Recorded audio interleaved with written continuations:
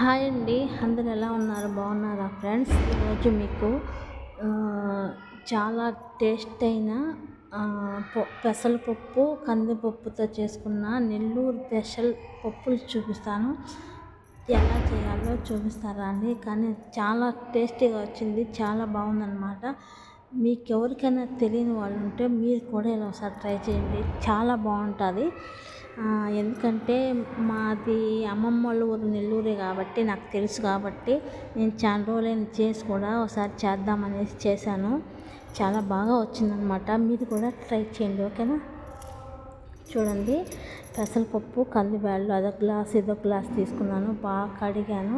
కడిగిన తర్వాత వచ్చేసి 2 టమోటాలు, 4 పచ్చిమిరపకాయలు, జీలకర్ర, పసుపు, ఎర్రగడ్డలు, తెల్లబాయి కొంచెం అన్నీ వేసి బాగా ఉడకబెట్టాలన్నమాట.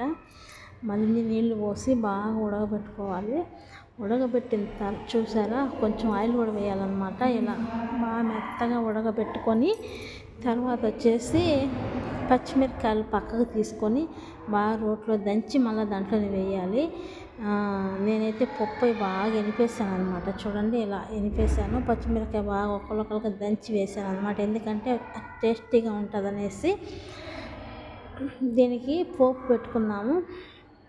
తగినంత ఉప్పు వేసుకొని పైన కొంచెం కొత్తిమీర వేసుకొని అలా నిమ్మకాయ పిండుకుంటే చాలా బాగుంటుంది. చింతపండు వేసుకుంటే ఏమంత టేస్ట్ ఉండదు, నిమ్మకాయ వేసుకుంటే చాలా టేస్ట్ ఉంటుంది అన్నమాట. చూసారా, నిమ్మకాయ పిండేసాను, కొత్తిమీర వేసాను, బాగా కొంచెం సేపు ఉడకనివ్వాలన్నమాట. ఉడికిన తర్వాత వచ్చేసి పోపు పెట్టుకున్నాము. ఆయిల్ వేసి తర్వాత గింజలన్నీ వేసాను. కరివేపాకు, తెల్లగడ్డలు బాగా అన్ని గడ్డల దాకా తీసుకొని 5-6 గడ్డలు వెల్లుల్లిపాయలు తీసుకొని బాగా నల్లగొట్టు వేయాలన్నమాట. తర్వాత వచ్చేసి 2 ఒట్టిమిరపకాయలు వేసాను.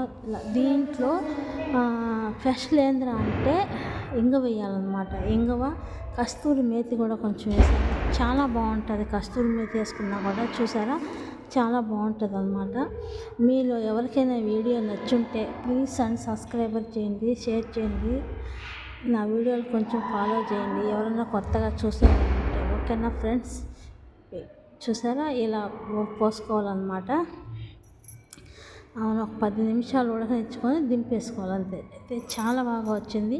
మీరు కూడా ఒకసారి ట్రై చేయండి, ఓకే.